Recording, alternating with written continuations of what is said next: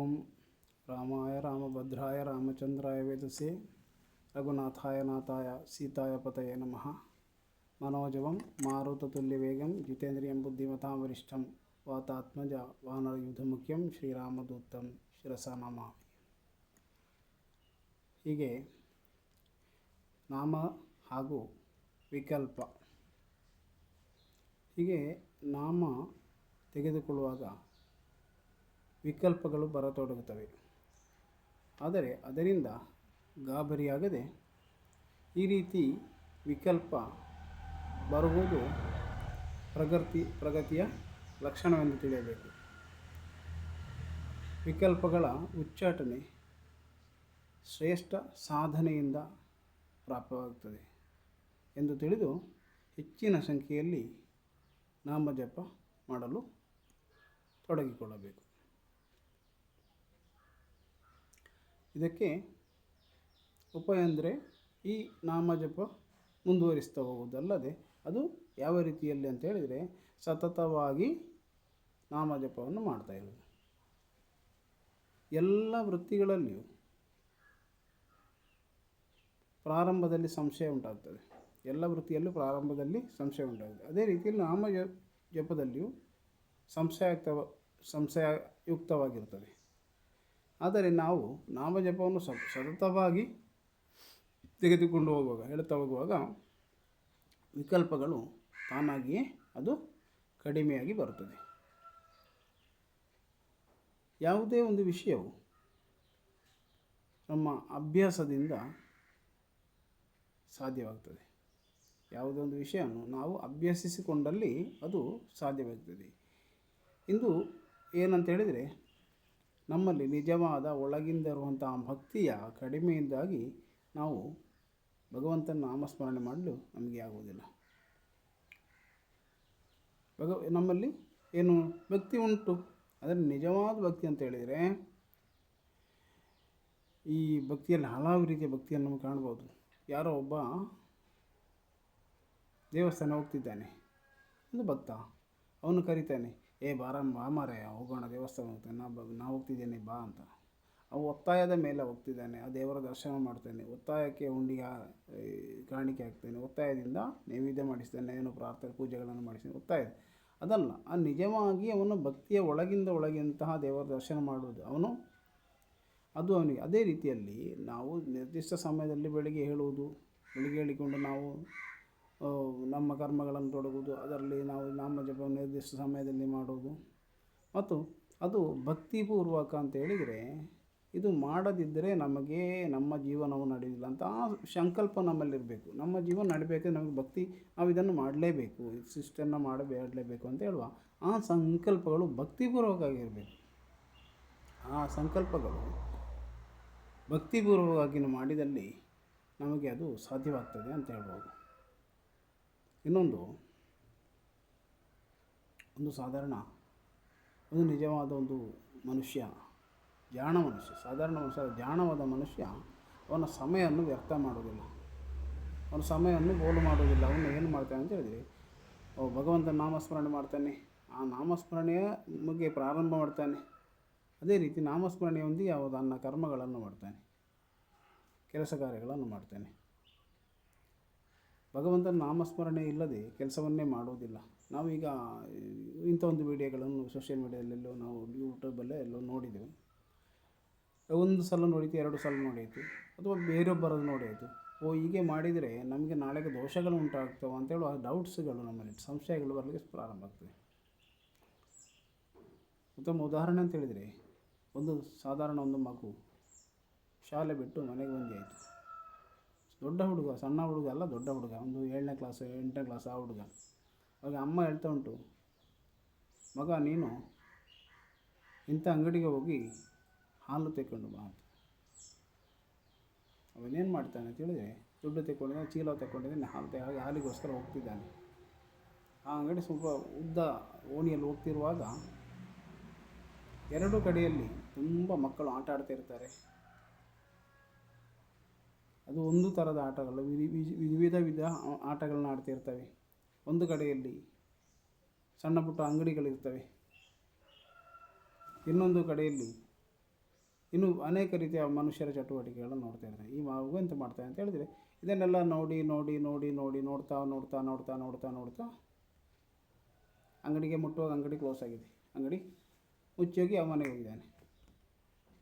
ಅವನು ಓದದ್ದು, ಈ ಓದಂಥ ನಡಿಗೆ ಅವನಿಗೆ ವ್ಯರ್ಥವಾಯಿತು, ಓದಂಥ ಸಮಯ ಹೋಲಾಯಿತು. ನೋಡಿದ್ದು ಈ ಸಂತೆಗಳನ್ನು ನೋಡಿದ, ಮಕ್ಕಳ ಆಟಗಳನ್ನು ಮೋಜನ್ನು ನೋಡಿದ. ಅದೇ ರೀತಿ ಅವನು ಓದದ್ದು ಆ ವಸ್ತು ಅವನಿಗೆ ಸಿಗಲಿಲ್ಲ. ಅದೇ ರೀತಿ ನಮ್ಮ ಜೀವನದಲ್ಲಿ ಪ್ರಾಪಂಚಿಕವಾದ ಅನೇಕ ವಿಷಯಗಳನ್ನು ನಾವು ಜೀವನೋದ್ದಕ್ಕೆ ನಾವು ಹೋಗ್ತಿದ್ದೇವೆ.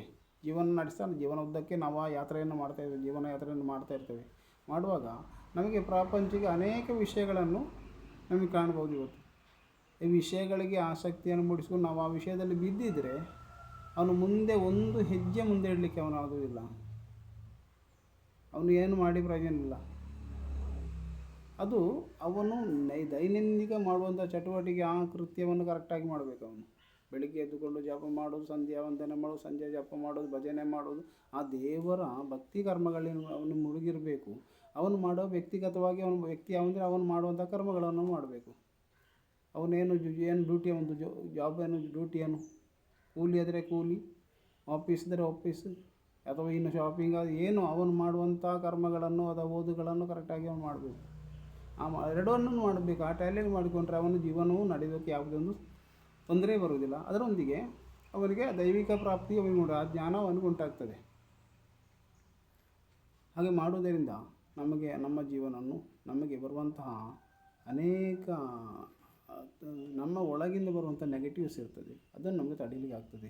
ನಮಗೆ ಯಾರಾದರೂ ಏನಾದರೂ ಮಾತಾಡಿದರೆ ಅದನ್ನು ಕೇಳಿದರೆ ನಮಗೆ ನೇರವಾಗಿ ಉತ್ತರ ಕೊಡಲಿಕ್ಕೆ ಆಗ್ತದೆ. ದೈವಿಕ ವಿಷಯ ಯಾವ ವಿಷಯ ಇಲ್ಲ, ಅದು ಜೀವನವನ್ನು ಮುಂದೆ ಸಾಗಿಸಲಿಕ್ಕೆ ನಮಗೆ ದೊಡ್ಡ ದೊಡ್ಡ ಕಷ್ಟಗಳನ್ನು ಸಮೇತ ನಮಗೆ ಇದರಿಂದಾಗಿ ನಮಗೆ ತಡೆಯಲಿಕ್ಕೆ, ನಮಗೆ ಚಿಂತನೆ ಮಾಡಲಿಕ್ಕೆ ಆಗ್ತದೆ ಅದರ ಬಗ್ಗೆ ಏನು ಅಂತ. ಯಾರಾದರೂ ಈಗ ನೋಡಿ ಯೂಟ್ಯೂಬ್ ಈ ನಮಗೆ ಅನೇಕ ಸೋಷಿಯಲ್ ಮೀಡಿಯಲ್ಲಿ ಕೆಲವು ಏನೆಲ್ಲ ಬರ್ತಾ ಉಂಟು, ಇದೆಲ್ಲ ಸತ್ಯ ಅಸತ್ಯ ಅಂತ ತಿಳಿಯುವಂತಹ ಅವನಿಗೆ ಜ್ಞಾನ ಸ್ವಯಂವಾಗಿ ಪ್ರಾಪ್ತಿಯಾಗ್ತದೆ. ಈಗ ಕೆಲವು ಕಡೆಗಳಲ್ಲಿ ನಮಗೆ ಕಾಣ್ಬೋದು, ಅವನು ಏನು ಮಾಡ್ತಾನೆ ಗೊತ್ತುಂಟ, ಮನೆಯಲ್ಲಿ ಭಜನೆ ಮಾಡುವುದಿಲ್ಲ, ಅವನ ಹತ್ತಿರ ದೇವಸ್ಥಾನದಲ್ಲಿ ಭಜನೆ ಮಾಡುವುದಿಲ್ಲ, ಆ ಭಜನೆ ಹೋಗುವುದಿಲ್ಲ.